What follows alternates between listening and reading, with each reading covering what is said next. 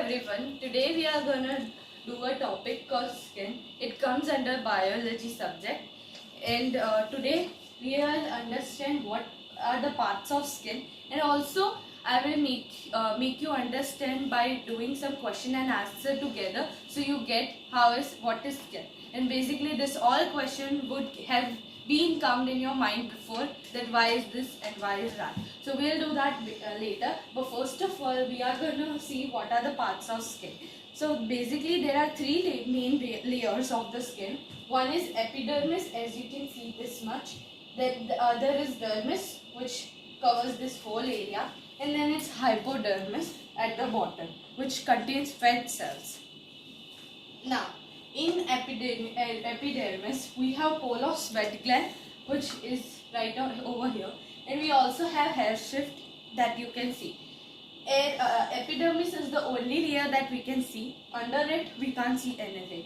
So now, in dermis, we have many parts called adipose tissues, adductor pill muscles, hair fossa, hair root, pencave, corpus, sweat glands, sensory nerve fiber, and then in hypodermis we have visual pigments. So and also the fat cells at the bottom. Okay. So these are the three layers, and it contains these parts of the skin structure. Now we are going to do some question and answers together, which will lead under what you know about. I will tell you about skin.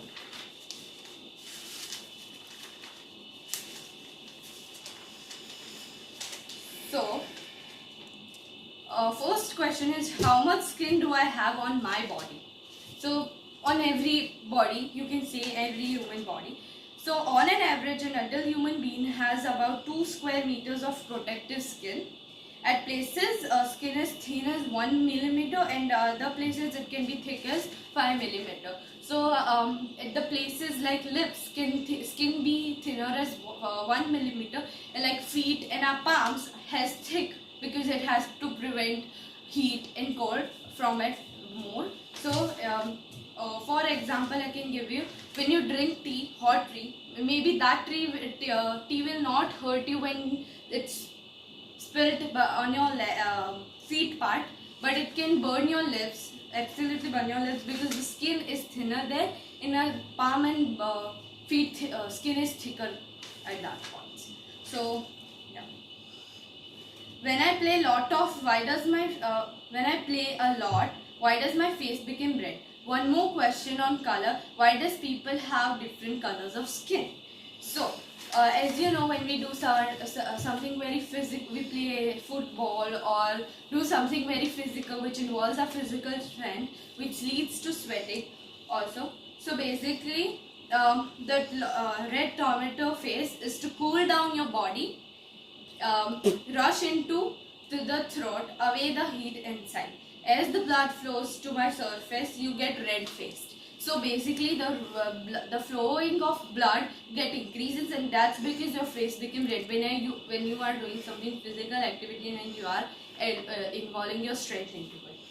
But the color also has second reason on it. So there are 3 types of pigments in our skin. One is hemoglobin, second is cartin, and third is melanin. Hemoglobin gives us red color, cartin gives us yellowish orange color, and the melanin gives us brown color. Now, when we maybe go on beach or a very hot place, we get tan. That's the reason, because of the our number of melanin increases in our body.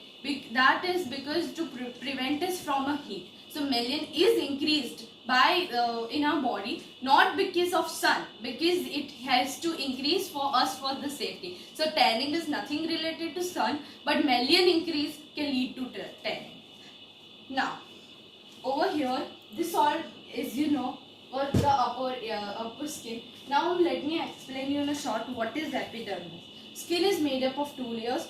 What you can see outside, the outer layer is called epidermis.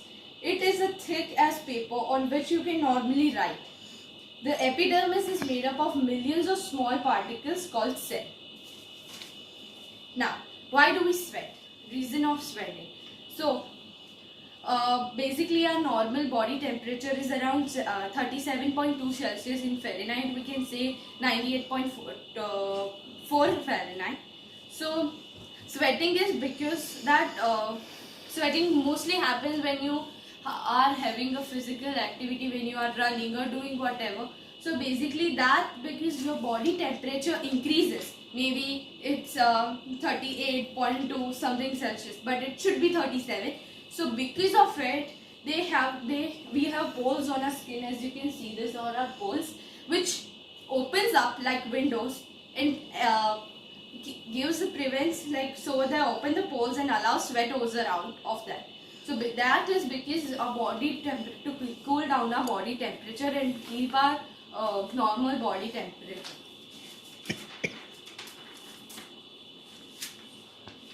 Now, where is sweat produced from? So as I told you, here you got something called sweat glands. So here we have a part called sweat glands. On the epidermis layer, we can see the pole of sweat glands. So it comes down. But the real sweat glands is under the dermis, like not under but inside the dermis layer.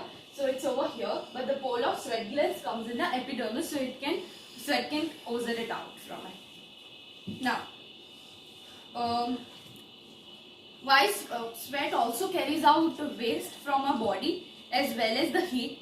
So that's why sometimes the sweat is sweet, but sweat is also mostly salt and made up of salt and water. That's why sweat is always most probably salty, but it can be sweet because waste matter comes out of it.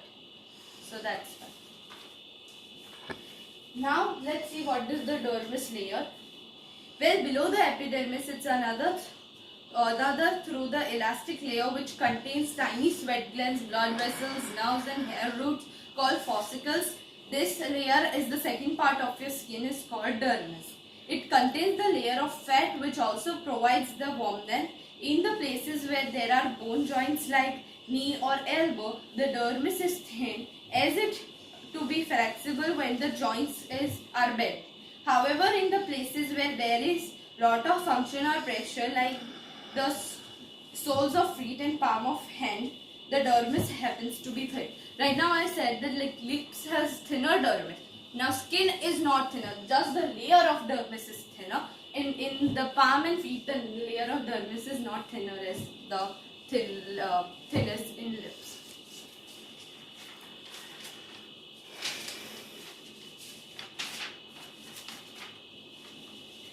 Okay, now why do I have hair on my palm or like hands and leg?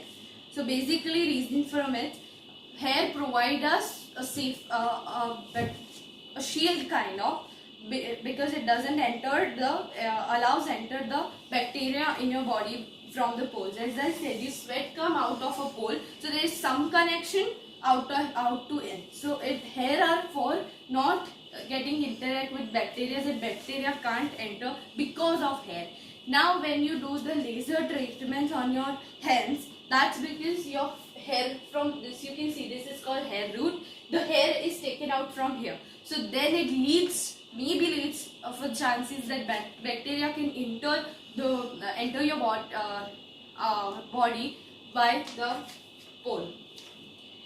Now for example, I can tell you that sweat provides your eyelash prevents sweat from entering your eyes. So when you are sweating, mostly on the head part, your sweat provides our eyelashes provides it. Even we have eyebrows, so it prevents us to not go in our eyes. And the hair in your nose filters the dust from the air you breathe. So again that filters it, so bacteria doesn't enters too much. Yeah, even we have hair in our ears, so that's because before they string or try to enter the ear, they have to pass through certain hair.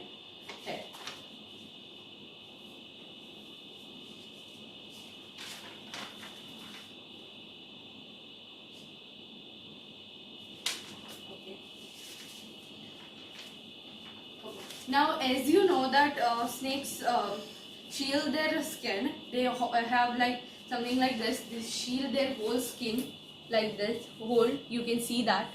But the question is even human shield that skin? So no, human basically shield out the skin, but not in the whole way. You can, if you take bath, you can't see a whole shield in your washroom or something like that. So basically, humans make that cells, the died cells, which we are like when we grow up, there is certain cells which we don't need that. So that cells are taken off by the skin. So then maybe you can see that when small kids are born, they have this shield skin. You can see that time most the skin. So that skin they don't want now, and that cells are not needed. So they come out in the form of that type of skin.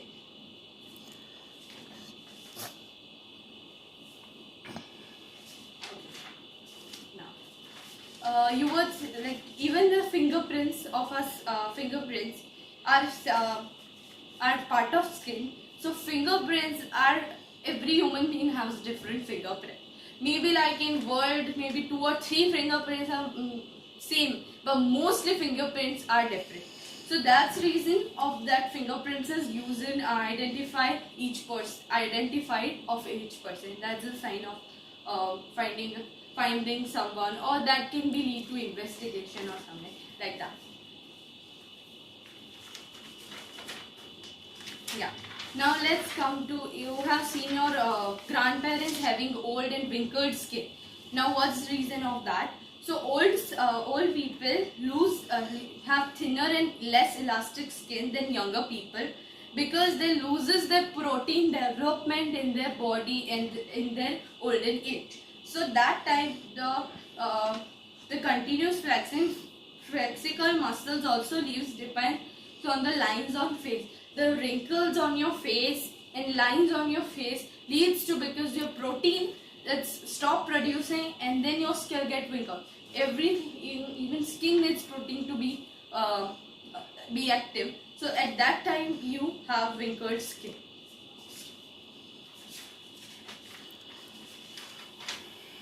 Yeah. So this was today we learned the structure of skin, and we answered some question today. Depend on skins, which might come in your mind before that, why is this and that. Now you are clear of it, and this will help you in biology subject, and skin comes under the biology. I hope you like my video and got knowledge from my video. Do like, share and subscribe to my channel. Thank you.